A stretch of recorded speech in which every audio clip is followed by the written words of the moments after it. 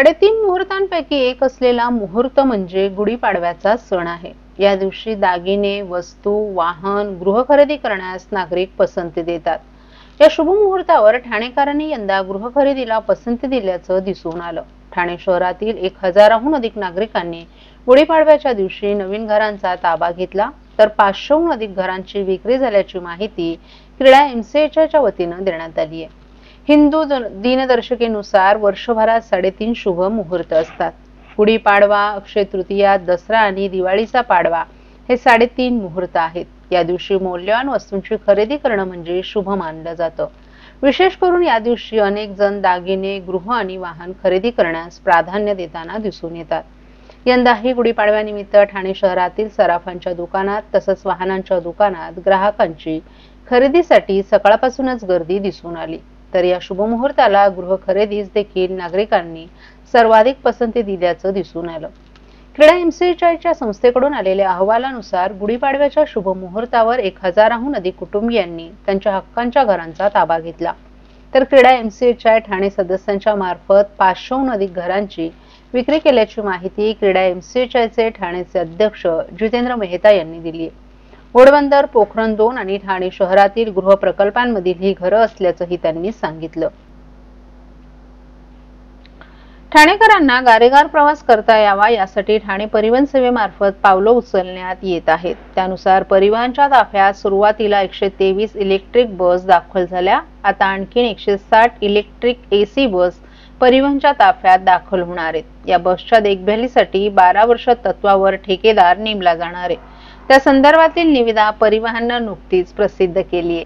त्यामुळे येत्या वर्षभरात या बस देखील परिवहनच्या ताफ्यात होण्याची शक्यता वर्तवली जाते। ठाणे परिवहनच्या ताफ्यात सद्यस्थितीत 446 बसेस असून आगामी काळात पीएमई बस सेवा योजनेअंतर्गत 100 आणि एनसीपीए अंतर्गत 15च्या वित्तीय आयोगाअंतर्गत 86 बस पुढील आर्थिक वर्षात दाखल होणं अपेक्षित आहे। त्याशिवाय 10 डबल डेकर बस देखील येत्या काळात परिवहनच्या ताफ्यात दाखल होतील। परिवहनच्या ताफ्यात यापूर्वी देखील 200 बसेस जीसीसी तत्वावर चालवल्या जात आहेत।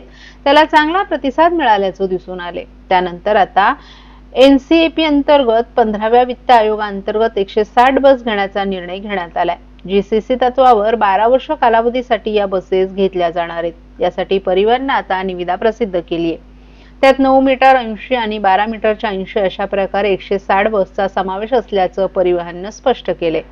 पंतप्रधान इलेक्ट्रिक बस योजनेच्या माध्यमातून 100 नवीन बसेस ठाणे परिवहन सेवेला मिळणार आहेत। या सर्व इलेक्ट्रिक बस वातानुकूलित असून यात 9 मीटरच्या 60 आणि 12 मीटरच्या 40 बसेसचा समावेश असेल। दरम्यान या बस मार्च अखेरीसपर्यंत ठाणे परिवहन सेवेत दाखल होणार होत्या, मात्र आता त्याला विलंब होणार आहे। मिळालेल्या माहितीनुसार या सर्व बसेस जुलै अखेरपर्यंत ठाणे परिवहन सेवेच्या ताफ्यात सामील होतील।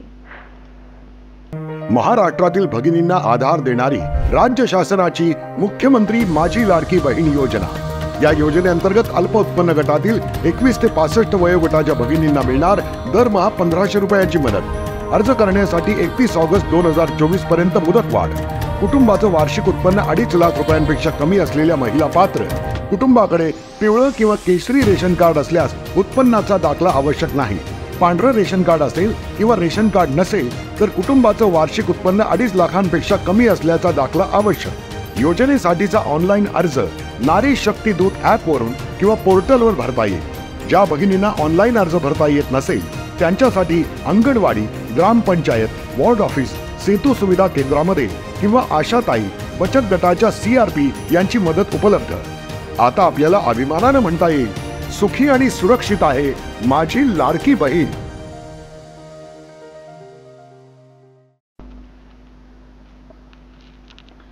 ठाणे शहरातून विविध स्पर्धांच्या माध्यमातून उत्तम खेळाडू स्पर्धक घडावेत हे महाराष्ट्र राज्याचे उपमुख्यमंत्री एकनाथ शिंदे यांचं स्वप्न असून हे स्वप्न ठाणे महानगरपालिकेचे माजी महापौर तथा शिवसेनेचे सचिव संजय मोरे यांनी प्रत्यक्षात उतरवताना पाहायला मिळत आहे। वागळे स्ट्रीट येथील शिवाजीनगर परिसरात श्री समर्थ रामदास स्वामी क्रीडा संकुल हे उद्यान विविध सुविधांनी युक्त असं तयार करण्यात आलं असून या उद्यानात लहान मुलांपासून ज्येष्ठ नागरिकांपर्यंत सर्व सोयी सुविधा उपलब्ध करून देण्यात आल्या आहेत। विशेष म्हणजे या उद्यानात लहान मुलांसाठी साहसी खेळांची उपकरणंही बसवण्यात आली आहेत। या उपकरणांचा लोकार्पण सोहळा ठाणे महानगरपालिकेचे माजी महापौर तथा शिवसेना सचिव संजय मोरे आणि मल्लखांब ॲथलेटिक्स खेळणारी मुलं तसंच परिसरातील नागरिकांच्या उपस्थितीत काल करण्यात आला। या साहसी खेळांमध्ये ॲथलेटिक्स, मल्लखांब, रोप मल्लखांब यासाठी अत्याधुनिक उपकरणं बसवण्यात आली आहेत। या उपकरणांच्या माध्यमातून मुलं सराव करून ठाणे शहराचं नावलौकिक करतील असा विश्वास ठाणे महानगरपालिकेचे माजी महापौर तथा शिवसेना सचिव संजय मोरे यांनी व्यक्त केलाय। तर परिसरातील नागरिकांचं आरोग्य सुदृढ राहावं या दृष्टिकोनातून या उद्यानात ओपन जिम तयार करण्यात आली आहे। तसंच या उद्यानात खो खो, कबड्डी यांसारखे खेळ खेळण्यासाठी खास जागा उपलब्ध करून देण्यात आली आहे। तर योग साधनेसाठी देखील या उद्यानात सोयी सुविधा उपलब्ध करून देण्यात आल्या आहेत। अत्याधुनिक सोयी सुविधांनी युक्त असे उद्यान तयार करण्यात आलं असून लहान मुलांना मनसोक्त खेळण्यासाठी तसंच ज्येष्ठ नागरिकांना विरंगुळा आणि फेरफटका मारण्यासाठी उत्तम वातावरणात या उद्यानात तयार करण्यात आलं आहे।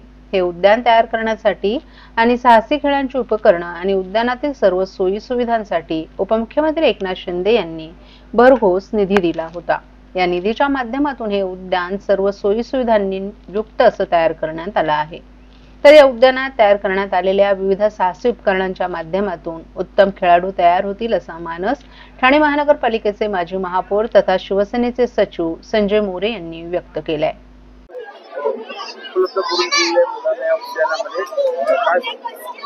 काय की आपण पाहताय की हे जे मैदान आम्ही जे काय मिळवलंय म्हणतो मी इथे खूप मोठा म्हणजे 20 वर्षापाठी पाठपुरा केल्यानंतर हे मैदान भेटलं।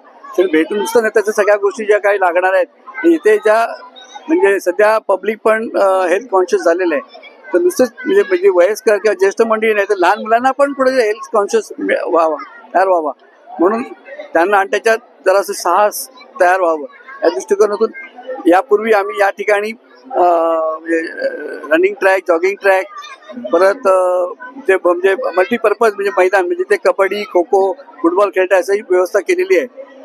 आणि आता हे जे आता आपण पाहिलं ही साहसी खेळाची जी उपकरणं बसवलेली आहेत जेणेकरून मुलांना पण तो इडियट बॉक्स किंवा सध्या आता छोटा इडियट बॉक्स म्हणजे तो मोबाईल त्याच्या हातात असतो त्याच्यातून लांब परावृत्त करण्यासाठी लांब जाण्यासाठी त्यांना त्यांच्या ज्या म्हणजे म्हणून आपण ते शरीरातल्या ज्या काही आहेत त्यांच्या ज्या काही गोष्टी त्याचा पुरेपूर वापर करण्यासाठी या उपकरणांचा आम्ही इथे उद्घाटन आज झालेलं आहे। आणि यासाठी माननीय शिवसेना मुख्य नेते आणि उपमुख्यमंत्री एकनाथ शिंदे साहेबांनी यासाठी निधी दिला त्याबद्दल त्यांचेही शतशः आभार। आणि आमच्या या विभागातल्या या मुलांना बाळगोपाळांना एक चांगली संधी मिळालेली आहे आणि ते त्याचा चांगला लाभ घेतील।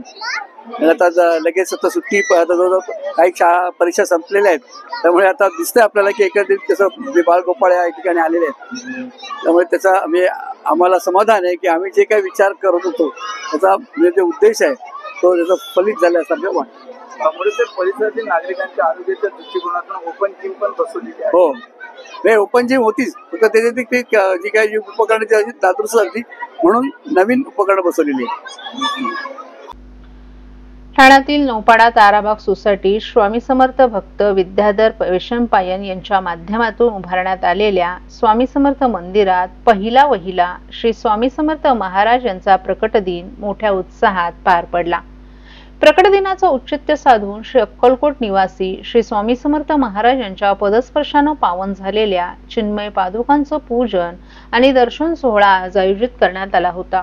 यावेळी आज सकाळपासूनच स्वामी भक्तांनीही मोठ्या संख्येनं हजेरी लावून पादुकांचं दर्शन घेतलं।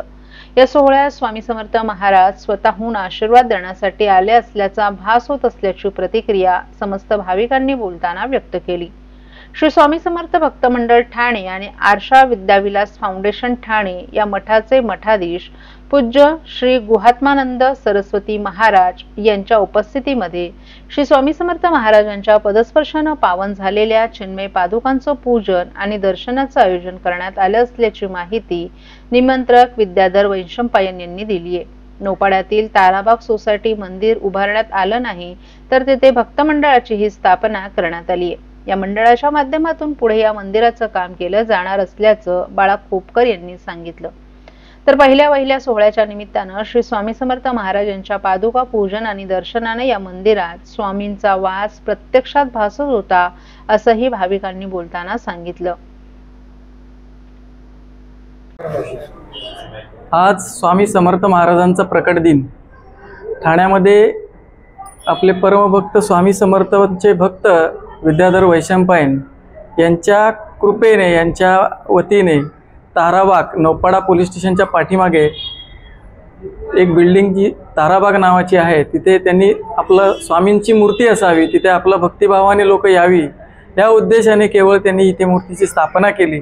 आणि आता त्याचा पुढे उत्सवात रूपांतर कसं होईल याची काळजी घेण्यासाठी हा पहिल्यांदा आमचा हा एक छोटासा आमचा प्रयत्न आहे. आणि त्या प्रयत्नाला यश स्वामींनी कसं दिलंय हे आता तुम्ही डोळ्याने पाहताय. आणि ह्याच्यामध्ये नुसतं तिथे थांबलेले नाही आहेत, तर त्यांनी एक स्वामी भक्त मंडळ तयार केलं आहे आणि त्या भक्त मंडळाच्या मार्फत हे सगळं काम चालणार आहे. काय कार्यक्रम आहे दिवसभरात आता अक्कलकोटहून बाळप्पा महाराजांच्या मठातनं स्वामी चरणात पादुका आपल्या इथे आहेत, स्वामींचं दर्शन लोकांनी घ्यावं हाच एकमेव उद्देश आहे, बाकी दुसरं काही नाही.